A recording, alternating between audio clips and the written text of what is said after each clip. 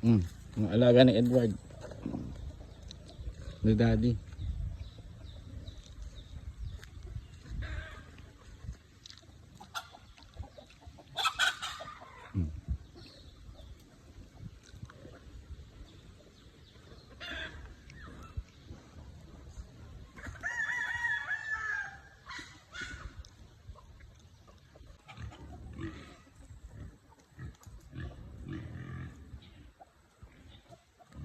Sapal-sapal lang muna.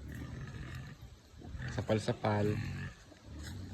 Bali nga pala mga idol, yung mga inahinin natin ay mga naka-free range na ngayon kasi katatapos lang nila mga anak. So ito nga pala yung mga large white natin at saka yung iba nga pala dyan ay durok na. Ito naman yung ating nilagang pakain. Sinasamahan nga rin natin yan ng feeds at saka trigo. Para sa ganun guys ay kompleto pa rin yung nutrients na nakukuha ng mga baboy, lalo na sa mga inahinin na. Minsan nga pala guys ay kumukuha rin tayo ng mga dahon ng mulberry. Maganda rin pala itong alternative na pakain sa baboy.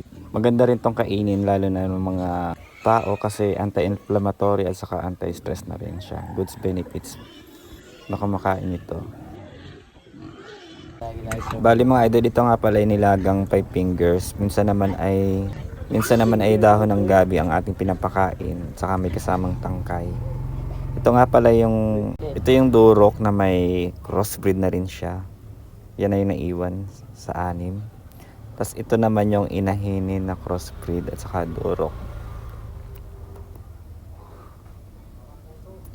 Tapos ito naman ito nga guys, yung anak nung ating inahin na large white crossbreed ng durok. Bali mga 1 week pa lang yata yan, mabilis lumaki. Ito nga pala guys ay pinasampitan na lang namin. Kasi nung panahon na yun ay uso ang ASF at hindi makapunta sa aming barangay. Kaya yun.